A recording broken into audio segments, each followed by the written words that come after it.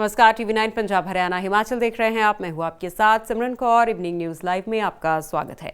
देश को आज नया संसद भवन मिल गया है। प्रधानमंत्री मोदी और लोकसभा अध्यक्ष ओम बिरला ने वैदिक परंपराओं के बीच नई संसद का उद्घाटन किया। आज ही नई संसद में पीएम मोदी ने अपना पहला भाषण भी दिया।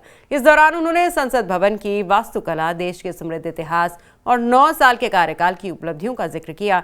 भव्य और दिव्य कार्यक्रम में सभी धर्मों के प्रतिनिधियों द्वारा सर्वधर्म प्रार्थना सभा भी आयोजित की गई। साथियों, नए रास्तों पर चलकर ही नए प्रतिमान गढ़े जाते हैं।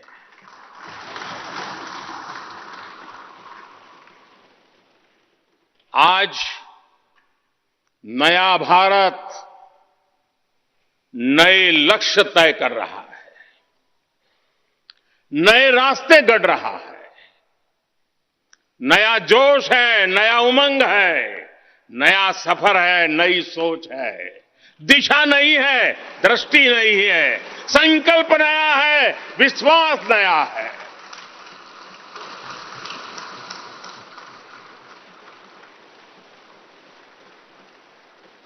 और आज फिर एक बार पूरा विश्व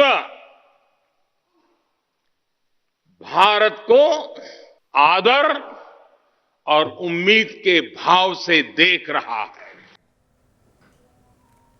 नए संसद भवन में अपने पहले भाषण में प्रधानमंत्री नरेंद्र मोदी ने नई संसद की जमकर तारीफ भी की। उन्होंने नई संसद की खूबियों का जिक्र करते हुए कहा कि इस इमारत में विरासत की झलक भी दिखती है। लोकसभा में राष्ट्रीय पक्षी मोर तो राज्यसभा में कमल का चित्रण किया गया है। प्रधानमंत्री मोदी ने भारत को लोकतंत्र की जननी बताया। पीएम मोदी ने आज संसद में सेंगोल भी स्थापित किया, जिसे उन्होंने चोल वंश में सत्ता हस्तांतरण का प्रतीक बताया।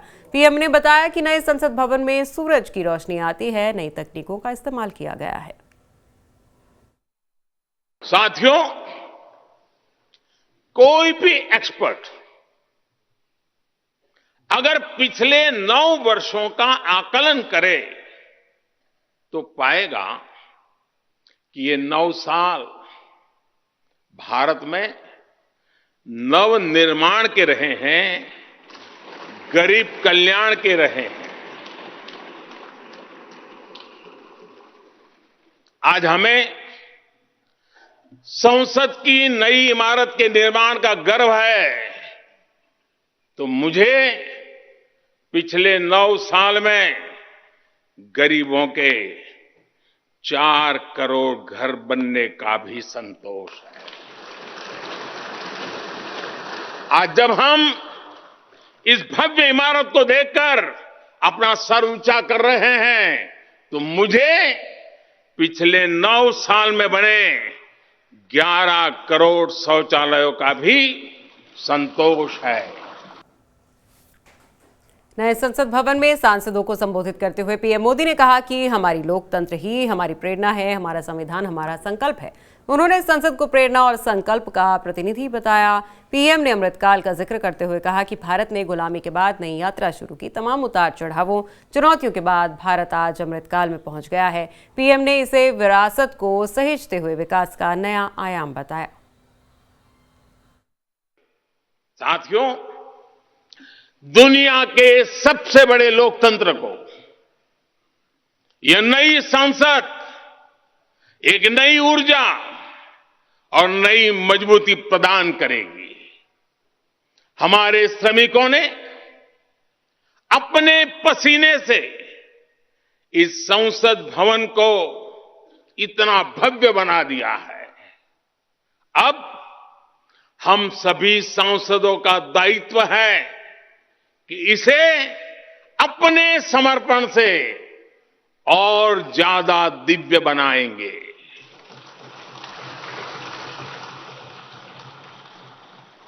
एक राष्ट्र के रूप में हम सभी 140 करोड़ भारतीयों का संकल्प ही इस नई संसद की प्राण प्रतिष्ठा है।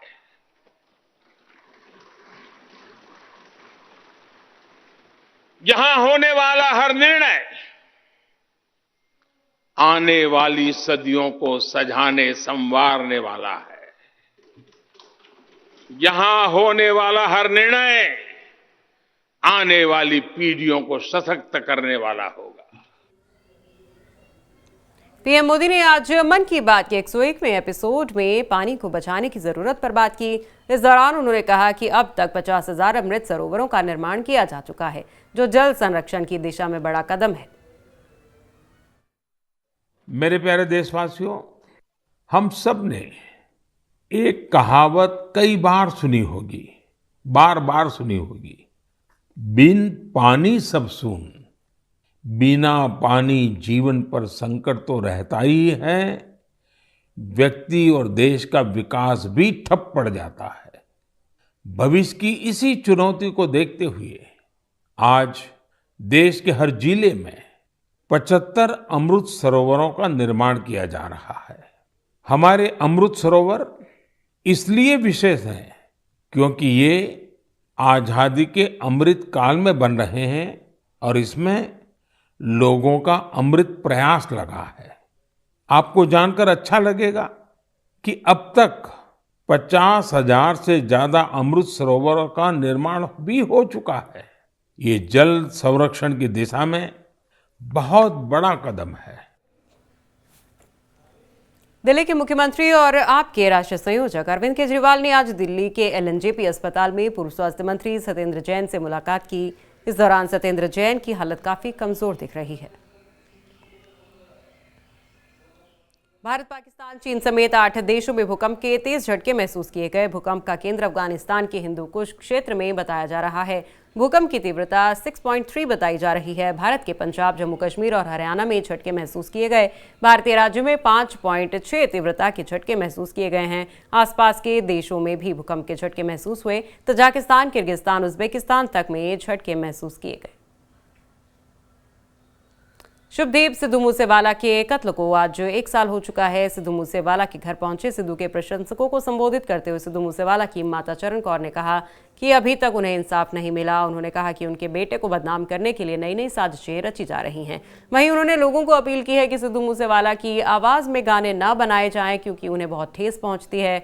वहीं उन्होंने ये भी कहा कि आज देश के कोने कोने में सिद्धू मूसेवाला को श्रद्धांजलि दी जा रही है। साथ ही आज जहां अपने बेटे के जाने का उन्हें दुख है, वहीं उनका सर फख्र से ऊंचा होता है क्योंकि मूसेवाला छोटी उम्र में ही बड़ा मुकाम हासिल करके लोगों का प्यार हासिल किया है, जो आज परिवार के साथ खड़े हैं। प्रधानमंत्री नरेंद्र मोदी ने आज नए संसद भवन का उद्घाटन किया, जिसके बाद विपक्ष ने निशाना साधना शुरू कर दिया। नए संसद भवन के उद्घाटन के बाद दिल्ली सरकार में मंत्री सौरभ भारद्वाज ने कहा कि जब जब लोग नए संसद को देखने आए तब उन्हें कहेंगे यहाँ देश का संविधान दफन किया गया है। देखिए कितना बड़प्पन है इन सब नेताओं का, चाहे वो केसीआर हों, चाहे वो ममता बनर्जी हों, चाहे वो उद्धव ठाकरे हों या और बहुत सारे अन्य लीडर्स हैं जिनसे हम मिलेंगे।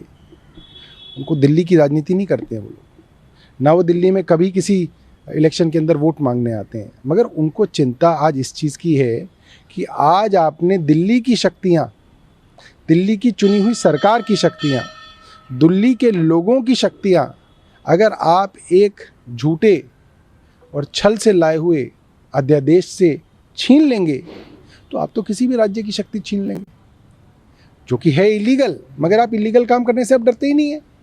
आपको लगता है कि जब कोर्ट कहेगा तब देखा जाएगा, तब तक तो जो इलीगल है वो भी चलेगा। तो आज ये चिंता जो है पूरे देश में है कि जिस तरीके से केंद्र सरकार डंडे के जोर पे पूरे देश में हुकूमत करने की कोशिश कर रही है, लोगों की आवाज़ बंद करने की कोशिश कर रही है, ये कोई अच्छे संकेत नहीं है। हर देश के अंदर जब जब तानाशाही आई है, वहाँ पे चुनाव की जो परंपरा खत्म हुई है, वहाँ पे इसी तरह के संकेत आते हैं। कृषि कानूनों की वापसी का जिक्र, कृषि कानून जब लाए गए देश की संसद में चर्चा नहीं कराई गई। मेरा आकलन है करीब 700 किसानों ने जान दी जब वो दिल्ली के बॉर्डर पर बैठे थे। धूप, पसीना, आंधी, तूफान, बारिश, सर्दी, गर्मी, सबको उन्होंने वहाँ पे बॉर्डर पे सड़कों पे बैठ के सहा था, मगर प्रधानमंत्री जी का दिल नहीं पसीजा। आखिर में जब हर तरीके का दांव फेल हो गया तो ये 3 कानून वापस लिए गए। मुझे लगता है कि आज भी ये जो अध्यादेश लाया गया है इसको वापस लेना चाहिए। जो पहलवानों के आरोप हैं उनके ऊपर बृजभूषण शरण सिंह को गिरफ्तार करना चाहिए और प्रधानमंत्री जी को ये समझना चाहिए कि अपनी गलती से सीख लेके अगर सही काम किया जाए तो इसमें आप छोटे नहीं होंगे, इसमें आप बड़े होंगे। पंजाब के पूर्व मुख्यमंत्री चरणजीत चन्नी के खिलाफ आय से अधिक संपत्ति की जांच करने के साथ विजिलेंस ने अब उनके विधानसभा क्षेत्र चमकौर साहिब में हुए विकास कार्यों की छानबीन भी शुरू कर दी है। शुक्रवार को विजिलेंस की टीम चमकौर साहिब पहुंची और वहां हुए विकास कार्यों से जुड़े दस्तावेज जब्त करके साथ ले गई। टीम चन्नी के मुख्यमंत्री रहते हुए इस्तेमाल की गई सरकारी ग्रांट की जांच कर रही है। पिछले ही दिनों में सीएम भगवंत मान ने चन्नी पर अपने भांजे और भतीजे द्वारा एक खिलाड़ी को नौकरी देने के लिए पैसे मांगने के आरोप लगाए थे। इवनिंग न्यूज लाइव में फिलहाल इतना ही। इसी के साथ हमें दीजिए इजाजत और अपने राज्य की हर खबर पर नजर बनाए रखने के लिए सब्सक्राइब करें टीवी 9 पंजाब हरियाणा हिमाचल। नमस्कार।